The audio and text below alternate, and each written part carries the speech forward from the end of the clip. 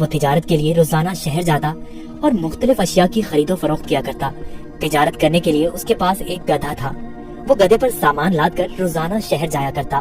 تاجر اپنے گدھے کی بہت اچھے طریقے سے دیکھ بھال کرتا، اس کی خوراک کا بہت خیال رکھتا، اسے وقت پر چارہ ڈالتا اور پانی پلاتا، کیونکہ تاجر کو پتا تھا کہ اس کی تجارت کے لیے اس گدھے کی بہت ضرورت ہے۔ گدھا بہت صحت مند تھا۔ تاجر بہت سارا سامان ایک ساتھ گدھے پر لاد کر فروخت کے لیے شہر لے جاتا، لیکن اس کا گدھا بہت کام چور اور آلسی تھا۔ اس کو بھاگنا دوڑنا، کھانا پینا بہت پسند تھا۔ آج پھر شہر جانا پڑے گا۔ مجھے ہمیشہ چھٹیاں کیوں نہیں ہو جاتی؟ مجھے چھٹیاں بہت پسند ہیں۔ میرے مالک کو تو ہمیشہ کام کی ہی پڑی رہتی ہے، پر مجھے فارغ رہنا بہت پسند ہے۔ محنت کرنا تو بالکل بھی مجھے اچھا نہیں لگتا۔ تاجر اپنے گدھے پر سارا سامان لاد کر شہر لے جاتا اور تاجر کو شہر جانے کے لیے ایک ندی کو پار کرنا پڑتا تھا۔ شہر جا کر وہ سارا سامان بیچ دیتا۔ تاجر کو ہر روز بازار کی مانگ کے مطابق اشیاء کی تجارت کرنی پڑتی تھی، کبھی کپاس تو کبھی نمک، کبھی سبزیاں تو کبھی پھل۔ تاجر کو پتہ لگا کہ بازار میں نمک کی مانگ بہت بڑھ گئی ہے۔ ٹھیک ہے، میں بہت جلدی نمک لے کر آ جاؤں گا۔ اس نے اپنے گدھے پر 4 بوریاں نمک کی لادی اور اس کو معلوم ہو گیا کہ 4 بوریوں کا وزن کافی زیادہ ہے۔ اوہو، میرا گدھا اتنا وزن نہیں اٹھا سکتا، اس کا وزن تھوڑا کم کرنا پڑے گا، یہی ٹھیک رہے گا۔ اس نے گدھے کی پیٹھ سے ایک بوری اتار دی، پھر بھی گدھا آگے جانے کے لیے تیار نہیں تھا۔ تاجر کو اپنے گدھے کا تو بہت خیال تھا، اور اس کو اپنے گدھے کا پتا تھا کہ وہ بہت کام چور اور آلسی ہے۔ اس نے ایک چھڑی گدھے کی پیٹھ پر ماری اور اسے بازار لے جانے کی کوشش کرنے لگا۔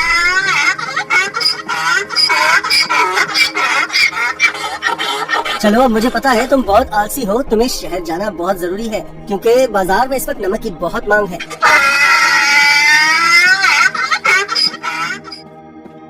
تاجر نے سارا نمک فروخت کر دیا۔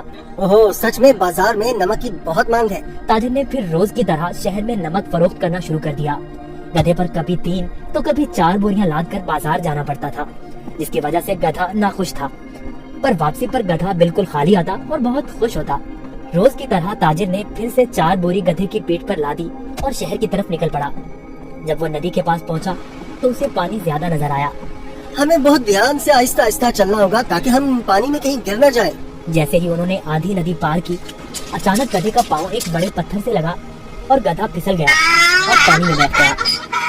اوہو، تم نے یہ کیا کیا؟ بوریاں تو ابھی بھی میری پیٹ پر ہیں، لیکن مجھے اتنا وزن محسوس نہیں ہو رہا۔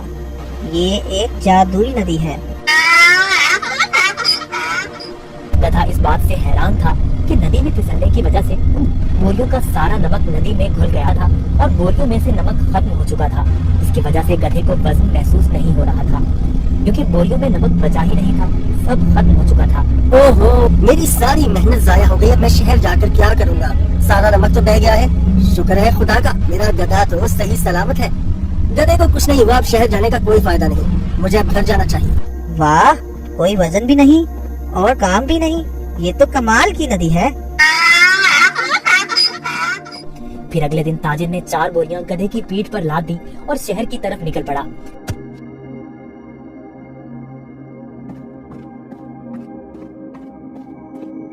آہا، کل کا دن کتنا اچھا تھا، کوئی کام بھی نہیں کرنا پڑا تھا۔ آج مجھے پھر کام کرنا پڑ رہا ہے۔ ٹھیک ہے، آج پھر سے میں آلسی پن دکھاتا ہوں اور اپنا وزن کم کرتا ہوں، پھر تو میں ندی سے ہی گھر واپس جا سکتا ہوں کل کی طرح۔ وہ ایک جادوئی ندی ہے جو میرا وزن کم کر دیتی ہے، وہ کل کی طرح آج بھی میری مدد کرے گی۔ تاجر اس دن گدھے کی چالاکی سے بالکل بے خبر تھا۔ روز کی طرح تاجر اپنے گدھے کے ساتھ اس ندی کے پاس پہنچا تو گدھا تاجر سے پہلے ہی اس ندی کی طرف جانے لگا۔ تاجر نے اسے روکا۔ رکو رکو، گدھا پھر سے ندی میں پھسل گیا جہاں وہ پہلی بار پھسلا تھا۔ اوہ، تم نے کیا کیا؟ کاہل گدھے، جلدی سے باہر آؤ۔ لیکن بہت دیر ہو چکی تھی، بوریوں کا سارا نمک ندی میں گھل گیا۔ گدھے کو اب کوئی وزن محسوس نہیں ہو رہا تھا۔ واہ، یہ ہوئی نا بات، کوئی وزن بھی نہیں اور کام بھی نہیں۔ یہ دوبارہ کیسے؟ ذرا سوچتا ہوں، یہ جان بوجھ کر میرے ساتھ کہیں چالاکی تو نہیں کر رہا۔ اوہ کاہل گدھے، میں نے تمہارا اتنا خیال رکھا اور تم نے میرے ساتھ کیا کیا؟ اسے گھر واپس لے جاتا ہوں، مجھے پتا ہے، اب دیکھو میں تمہیں کیسے سبق سکھاتا ہوں۔ گدھے نے سوچا، میں نے کام چوری کا یہ اچھا طریقہ ڈھونڈا ہے، پر تاجر کا تو آج کچھ اور ہی ذہن تھا۔ अगले रोज ताजिर ने गधे की पीठ पर 6 बोरियां रुई की लाद दी, लेकिन गधे को थोड़ा सा भी वजन महसूस न हुआ। ओहो, इतनी ज्यादा बोरियां?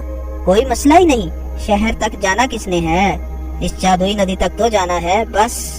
और वो शहर की तरफ जाने लगे। जब वो नदी के पास पहुँचे तो अचानक से गधा नदी पार करने लगा और उसी जगह पर फिसला जहाँ वो पहले फिसलता था। ताजिर बाहर खड़ा होकर ये सब मंजर देख रहा था। ओहो, ये मेरी पीठ पर इतना वजन कहाँ से आ गया?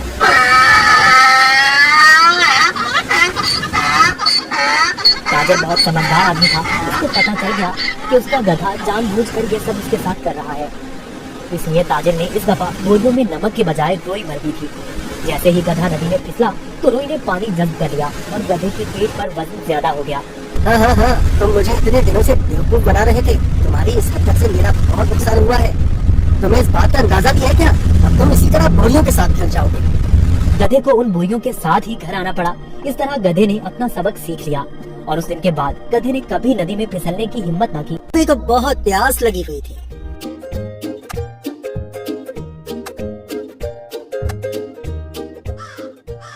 हाय, थोड़ा पानी मिल जाए तो अच्छा रहेगा।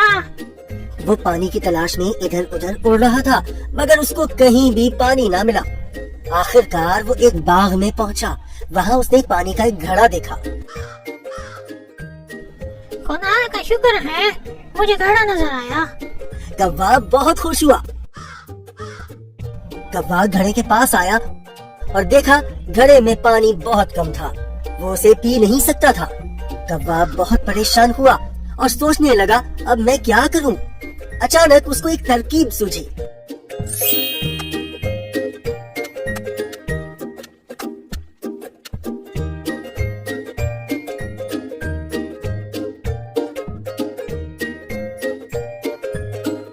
पास ही कंकरियां पड़ी थी।